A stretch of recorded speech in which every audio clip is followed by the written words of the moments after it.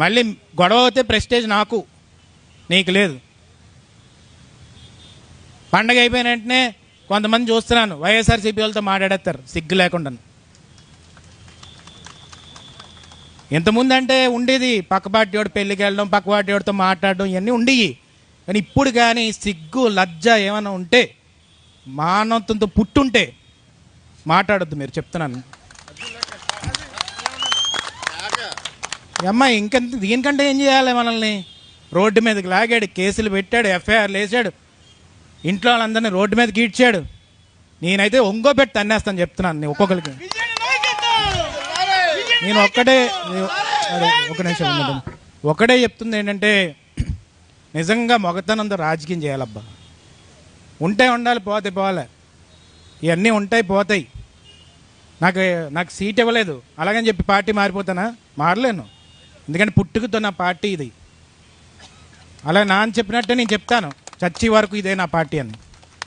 అందుకే నేను ఒకటే చెప్తున్నాను, నాకు తెలుస్తున్నాయి ఎవడెవడు మాట్లాడుతున్నాడు, ఎవడెవడు మాట్లాడలేదు, ఎవడెవడు లాలూచి పడుతున్నాడు, ఎవడెవడు ఏం చేస్తున్నాడని. నేను ఒకటే చెప్తున్నాను, ఆ ఊరు పోయినా పర్లేదు, ఆ పంచాయతీ పోయినా పర్లేదు, వెన్నుపోటు పొడిసేవాడిని మాత్రం పేగులు తీసి రోడ్డు మీద పెట్టేస్తాం. మళ్ళీ చెప్తున్నాను, నాకు అది రక్త సంబంధమైనా పర్లేదు, ఏదైనా పర్లేదు, వెన్నుపోటు పొడిస్తే జీవితంలో క్షమించేదే లేదు. నేను మళ్ళీ చెప్తున్నాను, రాజకీయం పోతే పోతుంది, ఒకసారి ఓడిపోతే పోతాం. నేను మళ్ళీ చెప్తున్నాను, నేను 6 ఏళ్ళ నుంచి చెప్తున్నాను, ఎవడు నమ్మట్లేదు. ఇప్పుడు చెప్తున్నాను, మళ్ళీ చెప్తున్నాను, పంచాయతీ ఎలక్షన్స్ వచ్చేస్తున్నాయి, బాగోదేమో మాట్లాడేద్దాం. నాకు అర్థం కావట్లేదు, ఏంటి ఆ రాజకీయం అసలు? చీర కట్టుకుని ఇంట్లో కూర్చోకుండా వచ్చి. నేను ఒకటే చెప్తుంది ఏంటంటే, ఆ రోజు ఓడిపోవడం సహజం కదా. నాయకుడు అనేది ఒకసారి ఓడిపోతాడు, ఒకసారి గెలుస్తాడు. కానీ ఆత్మాభిమానం తాకట్టు పెట్టుకున్నప్పుడు నీ ఇంట్రోస్పెక్షన్ అంటారు ఇంగ్లీష్లో, అంటే నిన్ను ఒకసారి రూము అది లాకేసేసుకొని బెడ్ మీద కూర్చొని కళ్ళు మూసుకొని నేను ఏం చేస్తున్నాను రా, దరిద్రం పని చేస్తున్నానా, మంచి పని చేస్తున్నానా అని నువ్వు ఆత్మవిమర్శ చేసుకోవాలి అంటారు పెద్దలు. కాబట్టి నేను ఒకటే చెప్పాను, మొన్న కూడా మన పార్టీ మీద గౌరవంతో చాలామంది వచ్చారు.